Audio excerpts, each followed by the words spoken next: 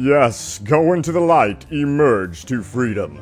Yes, we've got a ton of Fallout 76 news and updates to go over, including some new leaks out of this event. I'm going to talk more about how I'm going to be handling leaks with Fallout 76 since we are nearing this gameplay dump, I guess you would call it. There's going to be like 400 hours of gameplay in a matter of 3 or 4 days, guys, releasing here.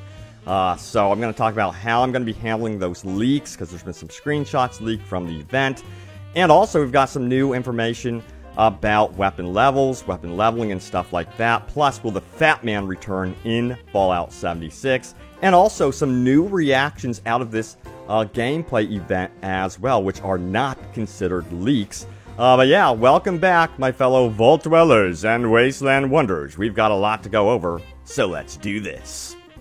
Remember, if you want a really cool place to chat about Fallout 76, check out my Discord. It's in the description below, and it's going to be pinned as a top comment as well. Really enjoying my time with you guys so far in the Discord. It's a total blast so far. Okay, so let's talk about the leaks. Yeah, so a media outlet that attended this Fallout 76 event leaked some screenshots, which they were not supposed to do.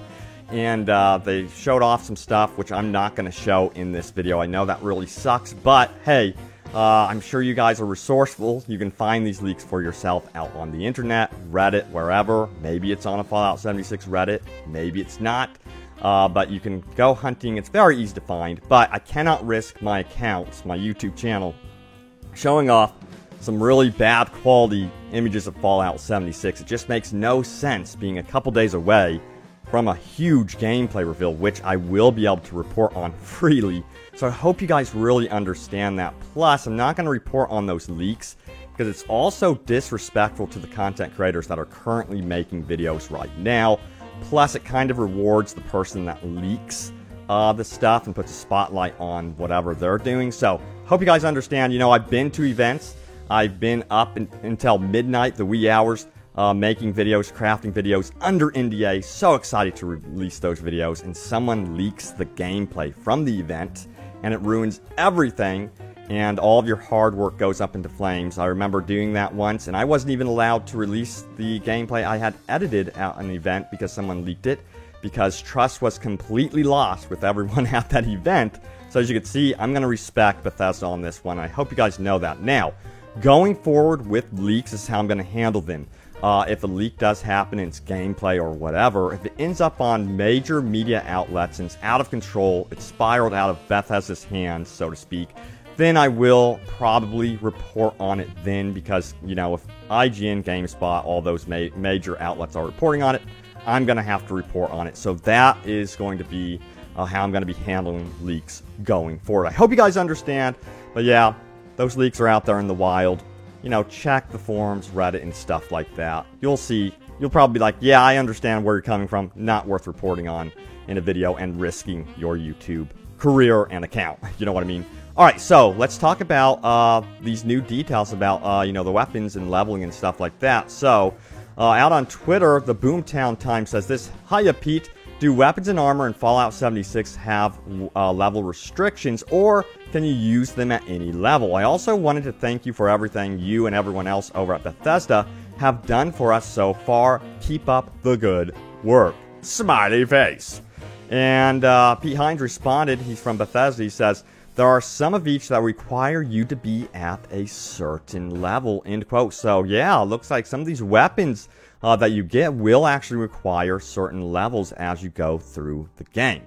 Also, comicbook.com did confirm that the Fat Man will be making an appearance in Fallout 76. Some of you may know that already or not. I'm not too sure. But yeah, this is going to be something that's really cool. I'm curious to see how they're going to be handling the Fat Man in this game.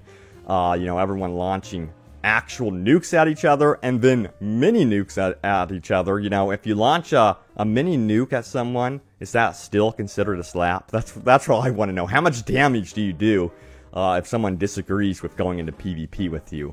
That's going to be interesting. Also, out of the event, Major Nelson, who is of course from Xbox, said he had a great time at the Greenbrier checking out Fallout 76. But now it's time to head back to Seattle. See you later, West Virginia. So, yep, the event is officially over. and they are now in the editing phases for all their gameplay, and I'm sure the embargo will be lifting again on October 8th, it sounds. But also, it sounds like everyone recorded in groups of 4, so we're going to be seeing some really cool stuff. I imagine we're also going to be seeing some hilarious stuff as well. So it sounds like, considering that Fallout 76 is also doing their beta first on Xbox, you'll be seeing the Xbox channel and stuff also releasing gameplay as well. You better believe it, I'm going to be having the breakdown and everything right here on the channel too. So look forward to it. So we also have some brand new reactions from the event as well. Now this one's interesting actually. A reaction from someone that's single player specifically. They only play single player, so they jumped into this game. And this is what they had to say. This comes from Cray Sounds. They said, as a single player gamer who was scared about Fallout 76 being multiplayer, let me tell you, I loved it and I'm barfing with happiness. Tons of hearts. So it sounds like things went very well for them and they actually really enjoyed this game, although it is multiplayer centric. There was something on offer for someone that loves single player, so that's really good to hear. And you know, Pete Hines, he's gone on and on saying he only plays this game in solo. That's the only thing he does in this game. So I'm curious to see how single player fans and single player fanatics really react to this game going forward, if it's something they really enjoy. So far, it seems like, at least from one reaction out of the event, that could be actually the case. Also, there's a really interesting article that did release. How realistic is Fallout 76? And this is what Hooded Top, pointed out. He said, I would like to know, why are there green trees and blue skies in a game set only 25 years after a worldwide nuclear war? What part of nuclear war did Bethesda not understand? An event like that would black out the sun for decades. Realism is not present in 76. And Behind responded saying, oh really? And he linked to an article by PC Games In or something like that said, how realistic is Fallout 76? We asked a nuclear physicist. And you can find that article in the description below. It's definitely interesting. It sounds like to me, from reading the article, Fallout 76 is semi-realistic in some regards, especially when it comes to more wildlife stuff. Now, would there be that many trees, you know, emerging after 25, 30 years? From that article, I don't know. They sound unsure. But again, more like semi-realistic, not 100% realistic. But yeah, it is confirmed that yes, the game is going to be taking place in 2102. If you did not know, it's going to be 25 years after those nuclear bombs did drop. So it's not like hundreds of years afterwards, only 25 years. And another reason I think Bethesda took this approach, honestly, is because they don't want the game to be too drab and too dark and overly depressing, especially if they want you playing it for years and years and years. But there are going to be areas that we have seen that are drab, dark, and really creepy looking, so that's exciting. I totally get that approach with the design in the look of the game and the gameplay and stuff, so that people aren't too overwhelmed by, I guess, the look of the game.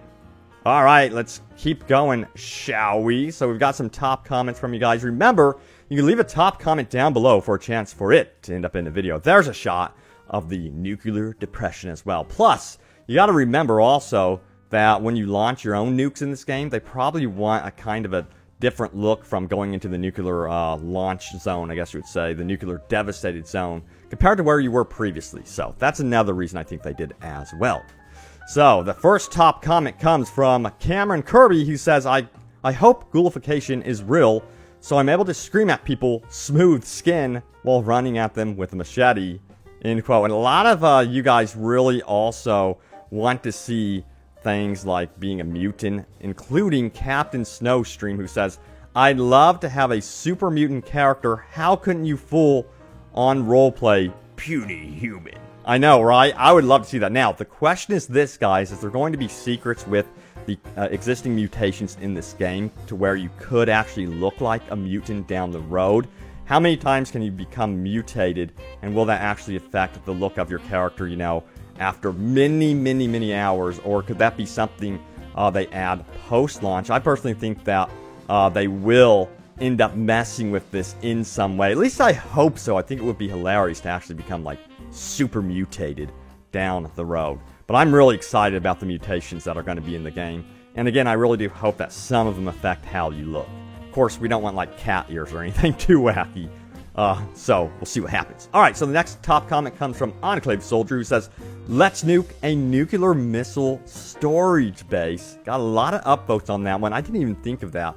But it is confirmed with this game you can nuke anywhere. So I'm curious to see if there could be some sort of major, event that happens from doing that as well. So who knows, doing that could actually make the nuclear bomb area much larger, causing more devastation. So we'll have to find out. The first person that does that, I'm definitely going to be staying tuned to who actually does that. I don't know. I don't know where I really want to drop my first nuclear bomb. I'm still trying to decide after looking at the map. Let me know where you guys would drop your first bomb.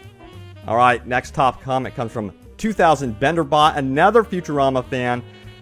He says, you have been feeding us good info with a positive attitude. It is much appreciated. What are the plans for the channel post-launch? Thanks, man. Hope you guys are enjoying the videos. But yeah, I have a ton of plans for the channel post-launch.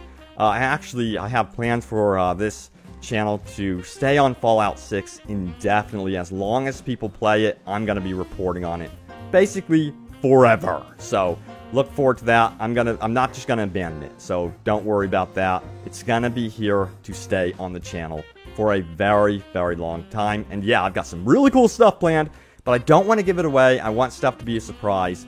But check out the Discord and stuff, because I also would love to do squads with you guys on occasion as well. I think that could be a lot of fun. Alright, B4B for Duke says, I'll be running pure melee. Have since Fallout 3. I made a sword or machete for combat and a knife for stealth attacks. I'm basically Krieg from Borderlands. Also refuse to use grenades unless there's Molotovs or throwing knives. You are not allowed to use any throwables, good sir, at all, if you're going to be 100% a melee build. No, I'm just kidding, but that's pretty hardcore. Let me know if anyone else is like that. I have to have some sort of ranged weapon in the game, and one of the discussions that I brought up was taking on, Flying Beast and Scorch Beasts. We got a reply about that as well. This was interesting. This comes from Juicy Sun Juice, who says, I think the melee build would be pretty viable. It's pretty much exactly like fighting a dragon in Skyrim with melee weapons. Very, very good point there. I didn't even think of that. So yeah, I think if these Scorch Beasts land enough, you could just wait it out. But again, like even in Skyrim, I was really the type of player that had to use my bow. So let me know what type of player you will be. I'm going to be working like a jack of all trades, I guess you would say. But this game's going to be interesting because you won't be able to respect your character. So one mistake could be a bummer. You're going to have to really have multiple characters in this game. I know I'm going to have PvE and PvP character slots ready and waiting. Alright guys, that's it for the latest happenings around Fallout 76. Again, I'm really sorry I can't show you leaked images and stuff. It's just something I cannot risk. It'd be pretty foolish of me to do that this close to a big gameplay reveal. Like we're happening upon that here in like 4 days. Yeah, if the rumors are true and it's the 8th of October, that's Monday. I mean, we're nearly there, so stay tuned. Again, if there's major leaks and all the media outlets are reporting on those, IGN, GameSpot, and stuff like that, I'll have them for you. But otherwise, if Bethesda is working their way to, kind of keep that suppressed and they're actually removing stuff, then I will not be reporting on it. But guys, thank you so much for watching. Stay tuned for more Fallout 76 and open world gaming goodness. And I will see you guys soon enough in the Wasteland. Take care.